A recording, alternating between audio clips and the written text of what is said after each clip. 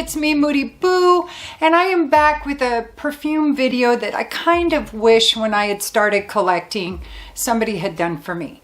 So I thought I would just go ahead and do it for y'all. So this list may not be for everybody. This is more for people that are in the beginning phases of their niche perfume collection. And because these are just 10 perfumes that are kind of considered staples in every frag head's collection. At least they used to be. They've been around for a while. And so I don't have all of them. I've given my husband a couple of them on this list, and one of them I've been meaning to repurchase, and I must do it soon because I adore it. So, but all the rest of them I do have. Now, I'm not going to be showing the bottles or anything, because I'm not going to be really reviewing. I'm just going to be telling you what I think are 10 perfumes that every beginner collector should have in their perfume collection. So let's just get started. And don't forget, if you enjoy perfumes from all over the world, from all sorts of areas like designer, niche, indie, Middle Eastern, if you want a variety, if you're tired of the same old thing, then don't forget to like and subscribe and ring the bell if you want. And all of these are pretty obvious because all of them have been around for a while. I didn't put any brand new perfumes or anything in here because they have to establish themselves as a staple, as something there's a lot of talk about. It's really warranted accolades that it gets. They're niche. Some of these are from designer houses, but this is like their niche or exclusive. Some of them are niche or exclusive to a designer house.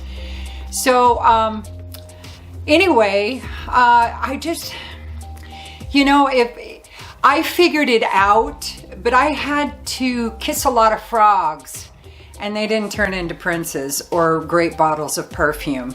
And I just thought, it'd be nice just to give you kind of an idea of 10 really good perfumes to start your collection with.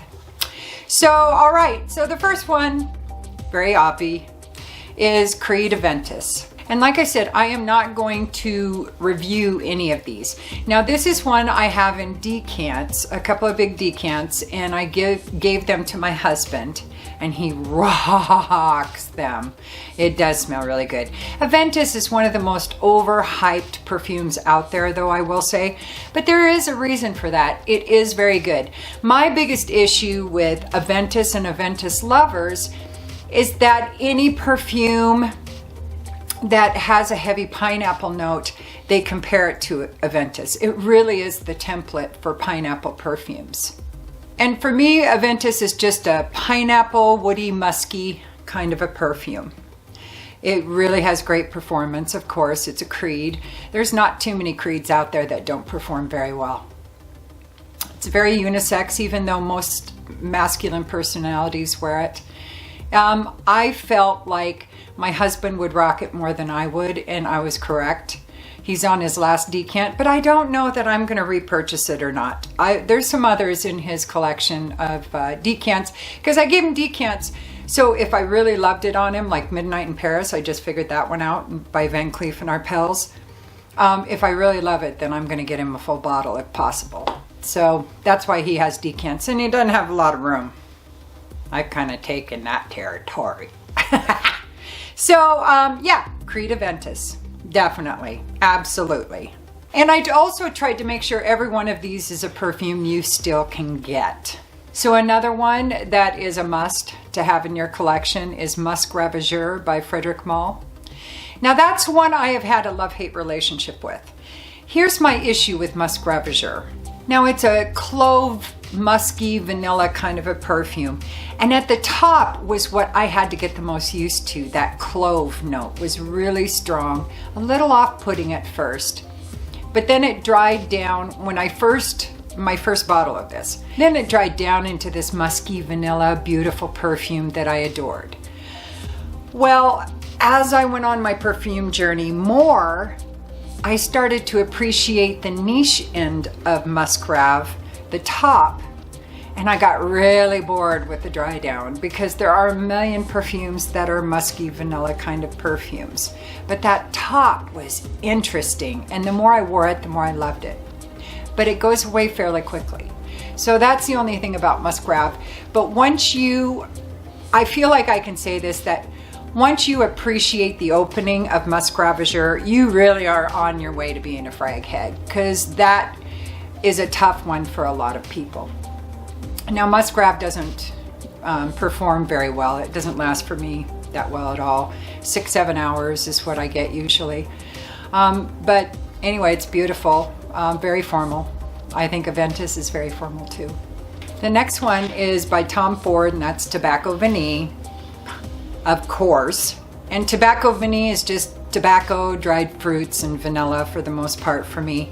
It's very thick, chewy, almost candied kind of a tobacco in my opinion. And it's a bomb, a beast bomb. So be very careful if you do buy it. You could get away with a decant of that.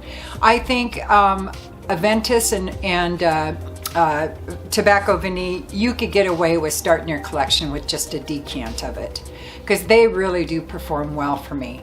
Now, Musc Ravageur, you can get it fairly inexpensive. It's like mid-range, so I would really go with more than a decant with that, because the performance isn't that great. But every collector wants to have the full bottles in their collection, but that would just be a way for you to decide if that truly is going to be a staple in your collection. The next one is a honey tobacco gourmand beauty, and that's Back to Black by Kilian. That is just a gorgeous perfume. Performance is pretty good on that, but it's to me it's a very formal, sexy kind of a perfume. It's very unisex. It doesn't perform like Tobacco Vanille, more like Aventus. It's a little more polite in its projection and its longevity, but it's still a really good perfume. And you can get Back to Black in travel size sprays. So that's a really good option for starting your collection as well, until you can afford, if you choose to, buy a full bottle, because the full bottles are really pretty, but it's more the case they come in that I really love. Those coffins are so cool. I use them all the time. So, and they have a key. I like things that lock. Another one is an exclusive from Guerlain, and that's Tonka Imperiale. And that one is just tonka and almond, tobacco, sweet, gourmandy, a little chewy, a little thick, beautiful perfume. Very unisex. I think it could be formal, but I think also it can be a lot of fun and definitely frisky. But because it's so gourmand to me, but it doesn't have that formality like Back to Black has. That one is so formal to me. But Tonka Imperiale doesn't take itself quite so seriously. So I feel like it's a little more versatile because of that. It's a beautiful perfume. It does perform very well on me, and it's pretty spendy. But you can start to find some of these on discount sites. Now, I don't think it comes in a travel spray. To my knowledge, it doesn't. You have to buy the full bottle, which I think is like 75 mLs.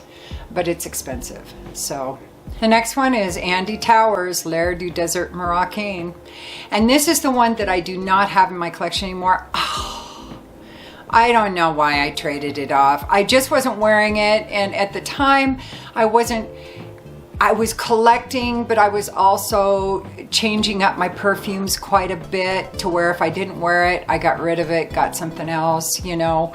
And I don't do that anymore. I get it, I keep it, and that's it. It's part of the family then. Good, bad, or ugly, it's part of the family. And L'air du Desert Marocain is just this beautiful amber, spicy, woody kind of a perfume. It's very dry, very arid. It smells exotic. It performs very well for me. It's very unisex, I think, and I gotta quit saying very. I absolutely adore it. It is a classic perfume in my opinion, and I will be getting another bottle of it in the near future. I think Andy Tower is just a genius. Very niche house. That's one of those houses that's very niche. Now, I could have put some other perfumes like from Centauri or something like that, Zoologist, in this, but these are ones that have already established themselves as classics or staples. For, you know, it's just kind of known that they are.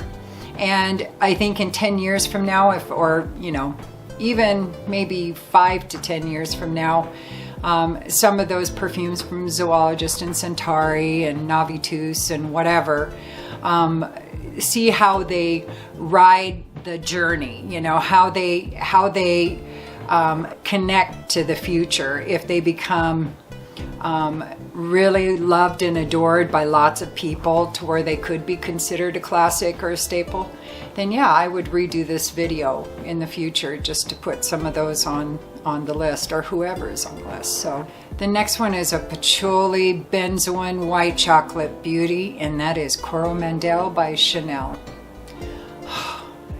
That perfume has been a game changer for me. Anyway, Coromandel is like from Chanel's exclusive line.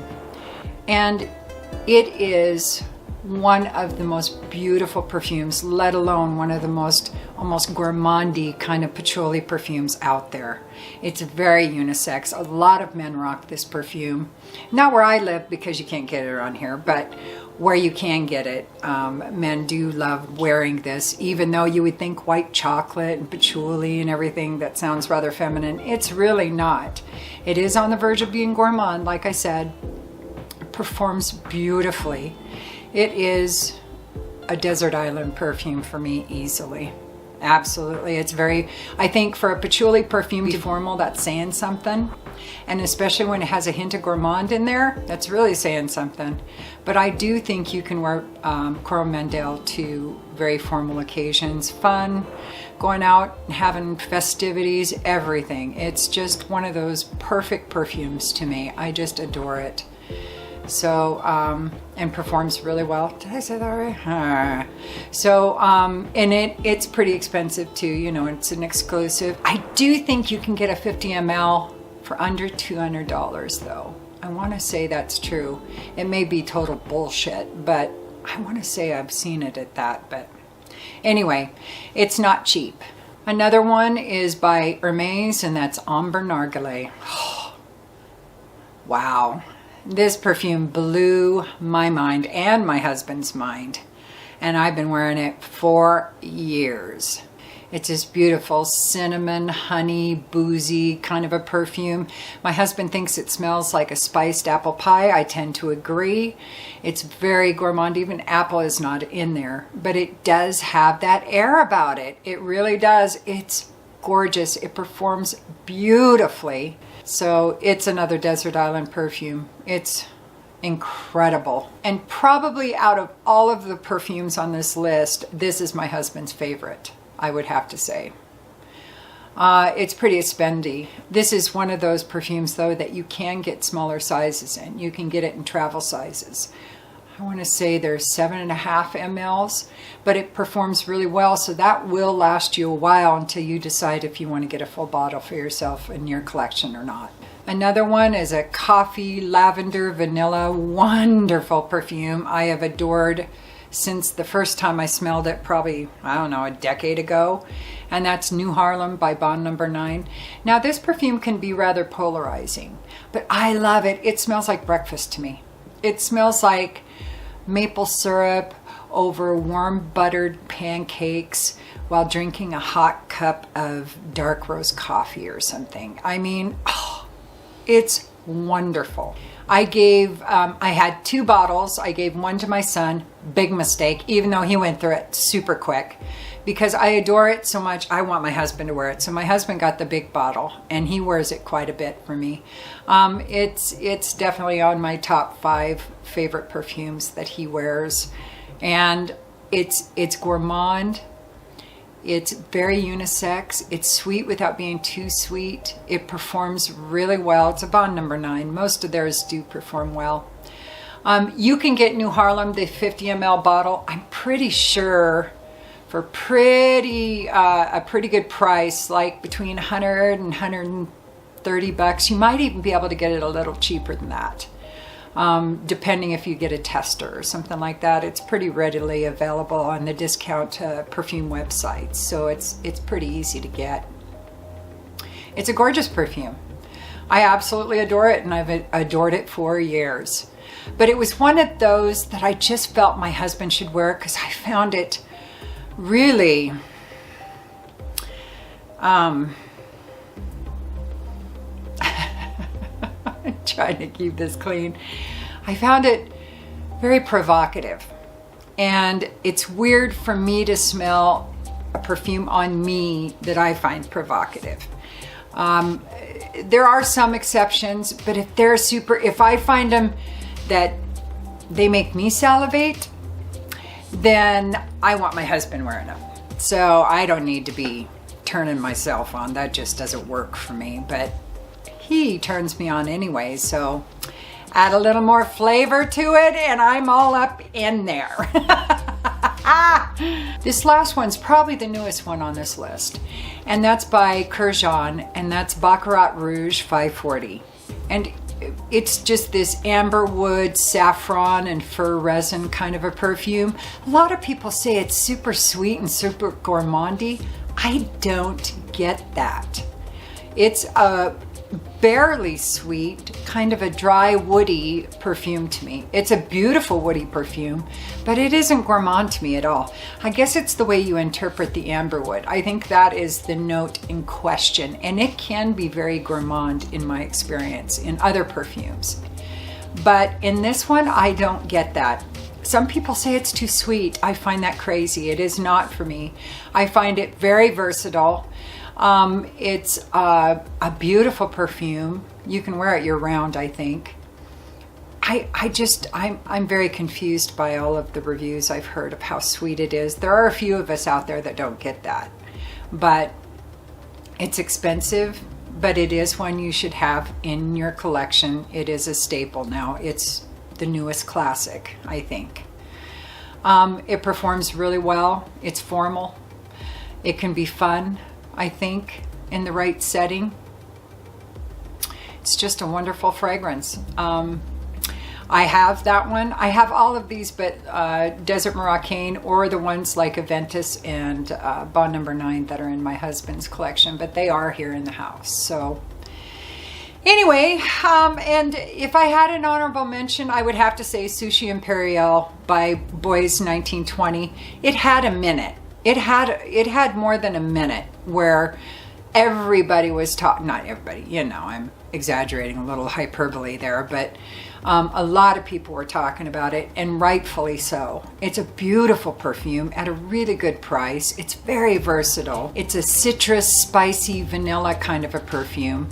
And so it's really good for any time of year. Anytime, you could wear it day or night too. I just adore that perfume.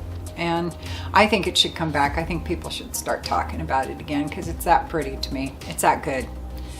All right, well, that was it. My top 10 perfume staples every future frag head should have in their collection. Wow, that is a title. So, all right, everybody, thank you so much for being here. And don't forget to like and subscribe and ring the bell and comment if you want. If you don't, it's all good. I don't know what the hands are doing. I still love you. Use your nose. Peace.